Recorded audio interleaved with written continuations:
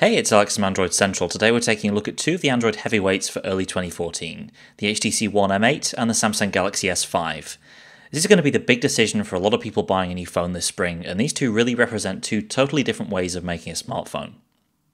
With the HTC One M8, it's all about design, this fantastic looking metal unibody that's curved, sloped towards the edges, and really fits comfortably in the hand. With the Galaxy S5, it's a bit more utilitarian, a lightweight plastic shell with a removable back panel and battery. You get a soft touch finish on the black model or a traditional hard plastic finish on the other colours. Samsung also gives you IP67 rated water and dust resistance. It's not marketed as waterproof, but it should mean you don't need to worry about using it in the rain. The M8 has a lower rating of IPX3, which basically means it'll hold up against splashes and sprays from certain angles. The in-hand feel is very different too. The metal of the HTC One has a really great premium feel, but it's a little slippery compared to the GS5. The grippier soft touch plastic is easier to hold onto. And because the screen starts further down, you also don't have to strain as much to reach the top of the phone. On the inside, the two are actually fairly similar. Both use Snapdragon 801 processors, though the GS5 is clocked a little bit faster, 2 gigs of RAM, 16 or 32 gigs of storage. The GS5 has a slightly larger capacity battery, 2800 mAh compared to 2600 on the M8, but in terms of battery life, we've actually found the M8 lasts a little bit longer. So, very high-end hardware powering these two phones, and the same goes for the displays. Both are 1080p, Samsung's is a little bit larger at 5.1 inches, HTC's 5.0, and of course different display technologies too. Super AMOLED, which gives you punchier colours, darker blacks on the GS5, versus Super LCD, which is just a little bit crisper with higher subpixel density and brighter whites. Both are fantastic looking displays though, and both held up really well in bright sunlight.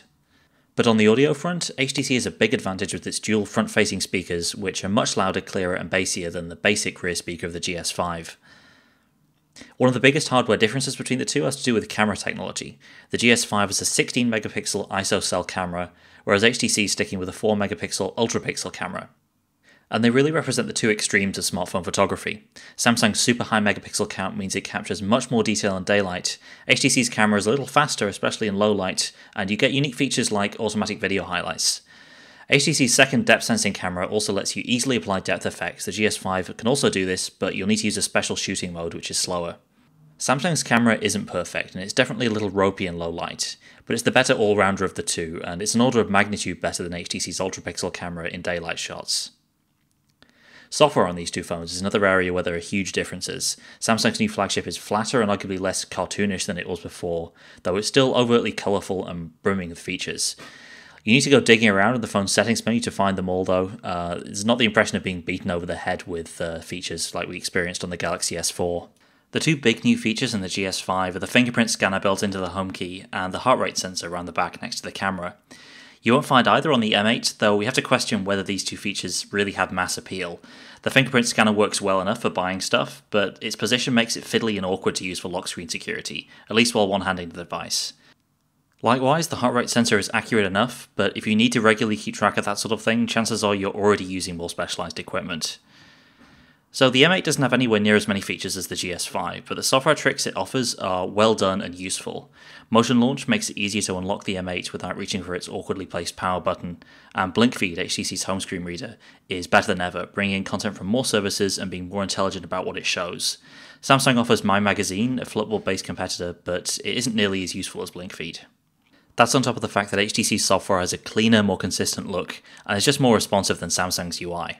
Ultimately, the choice between these two isn't easy. Both the Samsung Galaxy S5 and the HTC One M8 are fantastic phones that do a great many things very well.